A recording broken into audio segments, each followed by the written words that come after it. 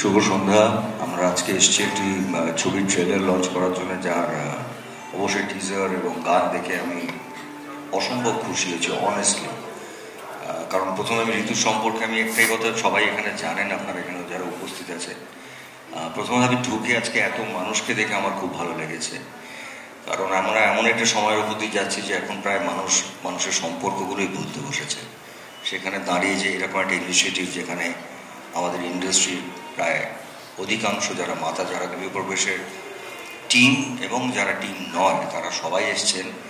এবং একটু আগে আবির বললেন, বা আবির বললো বোধহয়, বা না, রাজ বলল যে ঋতুকে এখন খুব দরকার ছিল। আসলে যে কোনো স্কুলে না একটা খ্যাটখ্যাটে প্রিন্সিপাল বা টিচার, একটা হেডমাস্টার দরকার হয়, সেটাই ঋতু ছিল। আসলে হাতে বেত নিয়ে ঘুরে বেড়াতো। তো আমার মনে হয় ঋতুর আজকের দিনটা আমি খুব একটা মনে করতে চাই না, কারণ আপনাদের মনে আছে যে ঋতু চলে যাওয়ার পর থেকে আমার এখানে জার্নালিস্ট বন্ধুরা আছে যে ঋতু দাকে নিয়ে আমি খুব একটা কথা বলি না, কারণ ওটা আমার খুব ব্যক্তিগত। পরিচালক একদিকে, আর ঋতুর সঙ্গে বন্ধুত্বটা আমার আর একদিকে। আর রাজ একটু একটা যে গল্প বললো যে আসলে আমাদের না হাতে অনেক সময় থাকতো, মানে কাজ আমরাও করতাম 2 শিফট 3 শিফট। ইনফ্যাক্ট যে সময়টার কথা রাজ বলছে, তখন আমি 6 শিফটে কাজ করি। কিন্তু তার মধ্যে আমরা খুঁজে বেড়াতাম যে আমাদের ইন্ডাস্ট্রিতে নতুন ট্যালেন্ট, নতুন কাজ, নতুন ভাবনা কারা করছেন। সেই সময়টা আমাদের ছিল, কারণ আমাদের হাতে সোশ্যাল মিডিয়া ছিল না। সেখানে ঢুকে থেকে অনেক কথা বলা, আমরা জেনে কথা বলি, না জেনেও কথা বলি, কিন্তু সময়টাই আমাদের ছিল। তো আমরা তখনই নতুন কারা কাজ করছেন, ভালো কাজ করছেন, তাদের খুঁজে বেড়াতাম। ঋতুকে নিয়ে আলাদা করে বলার কিছু নেই, কারণ আপনারা জানেন একটু আগে বললো যখন আনন্দলোকে জয়েন করেছিল, তখন আমি ওকে বলেছিলাম যে তুই যতদিন আনন্দলোকে এডিটর থাকবি ততদিন তুই আমার বাড়িতে আসতে পারবি না, কারণ তুই আমার বাড়ির বেডরুমে আসিস, আমার রান্নাঘর থেকে খাবার খাস। এটা একটা গসিপ ম্যাগাজিন, তার এডিটর তুই, আর সেখানে আমি স্টার। সো যখন ও ছাড়লো, তারপরে এসে বললো শোনো খেলাটা করি, এখন তো আমি এডিটর নই, এখন তো আমি তোর বাড়িতে আসতে পারি। মানে আমি সিনেমার গল্প সবাই বলছে, মানে এমনও হয়েছে যে আমার বাড়িতে ঋতু এসছে, আমি সকালবেলা ওর সামনে দিয়ে হেঁটে বেরিয়ে চলে গেছি। ঋতু আমার স্ত্রীকে বলেছে তোর বাড়িতে এসে কী রান্না হচ্ছে, আমি এইগুলো খাবো, তুই রান্না করে আমার বাড়িতে পাঠিয়ে দে। এটা আমার বাড়িতে বলছে, কিন্তু আমার সাথে ওর 2 বছর 2.5 বছরের মাঝে মাঝে কথা হতো না। সেটা বহুবার হয়েছে, মানে যে টেলিভিশন কাজটা আমরা করেছি, গল্প লিখেছেন সেটা নিয়ে। হঠাৎ আমি সকালবেলা 8টার সময় শুনলাম আমার পুরো একটা টেলিভিশন সেটে ঋতুদার বাড়ির সব জিনিসপত্র আছে। আমাকে আমার ইপি ফোন করে সকাল 7টায় বলছে যে একটাও সেটে কোনো না আর ইয়ে নেই, ফার্নিচার নেই, ডেলি সোপ ওটা। কেন, কি হয়েছে? ওর সকালবেলা 6টার সময় ঋতুদা টেম্পো করে এসে সব সেটের ফার্নিচার নিয়ে চলে গেছে। ঠিক আছে, যাও ছোট বাজার থেকে কিনে এনে শুটিং তো করতে হবে, করো। তারপর দেখছি আমি ঋতু থেকে চাপলাই। মানে এমনও হয়েছে যে ঋতু শুটিং করছে, যেটাতে যিশু আছে, যিশু প্রডিউসার। আবার হঠাৎ কেন প্রডিউসার হয়েছিল আমি জানি না, তো প্রডিউসার হয়েছিল।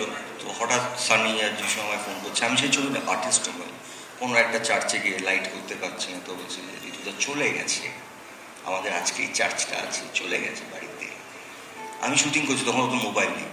আমি শুটিং থেকে বেরিয়ে এন্টিবান্ডা টেকনিশিয়ান থেকে বেরিয়ে বাড়ি গিয়ে বললাম তুই কি ন্যাকামি করছিস, ছেলেগুলো কাজ করছে, প্রডিউস করছে, এই বাজেটের মধ্যে করছে, তুই অভিককে ফোন করে বল তোর কি লাইটটা আছে, ওরা করবে, তুই গিয়ে শুটিংটা শেষ কর। সো আমার বক্তব্য হচ্ছে যে ঋতু না একটা অদ্ভুত রকমের মানুষ ছিল। মানে ইনফ্যাক্ট আমার মনে আছে যখন আমি গানের ওপারে পরে একটা ছবি করেছিলাম যেখানে মিমি অর্জুনকে নিয়ে, তখন ঋতুর সঙ্গে আমার ওই ঝগড়া সময়টা, আমি ওকে জাস্ট অনেক স্টোরি পেতাম তখন, অনেক স্টোরি তো, কারণ আমরা কিছু লুকিয়ে রাখতাম না, তো তো সেটার জন্য তোমরা স্টোরিটা পেতে।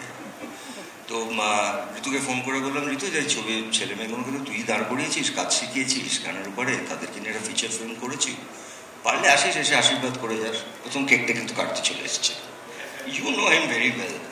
সো পুরো একটা টেলিভিশন সিরিয়াল আমি লিখেছিলাম, আমার পুরো টিম ইনক্লুডিং বিজনেস যে হেড তখন যুবরাজ ছিল, তার গল্পটা ঠিক কিনা, এবং সেদিন এপিসোডটা শুটিং হবে, পরের দিন টেলিকাস্ট হবে, সময় হতো সকাল 5:30 কিংবা 6টা, রোজ 365। ওইটাই ওনার সময়, ওই সময়টাতে তিনি লিখে দিয়ে দেবেন।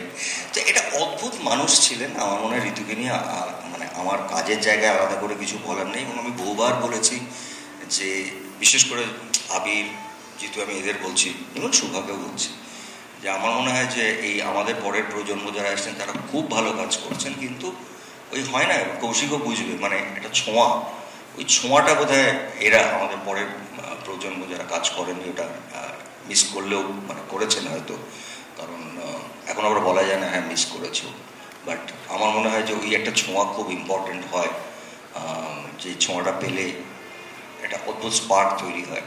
তো সেটা তো ঋতুর ছিল, মানে এবং যেটা বললাম শুধু আমাকে অ্যাশ খুব ভালো একটা কথা বলছে।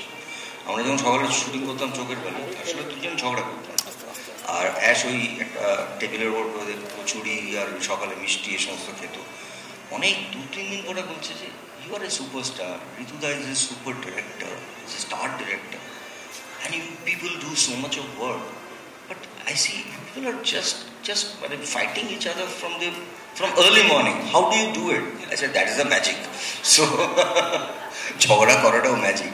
তো আই থিঙ্ক মানে আজকে আমি কালকে এটা লেখা লিখেছি, সেখানে আমি একটা জিনিস লিখেছি যে পারলে তো একটা স্ক্রিপ্ট পাঠা, স্ক্রিপ্টের বড় অভাব, বাট আমার কথা মনে হয় যে আমি এবার ফিরে আসি আসল কথাটায়।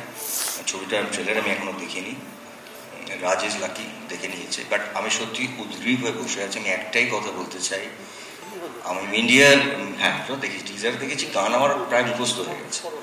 তো এই ধরনের ছবি না, আপনারা যারা মিডিয়ার আমার বন্ধুরা আছেন তাদের বলছে এই ছবিগুলোকে একটু সাপোর্ট করার দরকার, কারণ আমরা কিন্তু সারা ভারতবর্ষে দাঁড়িয়ে এই ছবিগুলোর ওপর ভর করেই দাঁড়িয়ে থাকি। যখনই কথা হয় আপনারা না আলাদা ছবি করেন, এটা একটা নর্মাল কথা। যারা যত কোটি টাকার ছবি মানা, 100 কোটি 200 কোটি 1000 কোটি, আমাদের নিজস্ব বাংলা ছবির একটা আলাদা ধারা আছে, সেই ধারাটাকে কিন্তু সবাই রেসপেক্ট করে। সেই ধারাটা যদি আমরা ভাবি যে আমরা হারাতে দেব না, তাহলে আমার মনে হয় গৃহপ্রবেশের মতন ছবির সঙ্গে আমাদের থাকাটা খুব প্রয়োজন। এই ধরনের ছবি আরও বেশি হওয়া উচিত, নাহলে কিন্তু আমরা আমাদের নিজেদের যে ঐতিহ্য, যে ছবি নিয়ে আমরা প্রাউড ফিল করি, ন্যাশনালি বলি ইন্টারন্যাশনালি বলি, তাহলে সেই ছবিগুলো হারিয়ে যাবে। এইটুকুই বলছি। আমার আন্তরিক শুভেচ্ছা entire team Grihapravesh. Thank you so much, ভালো থাকবেন।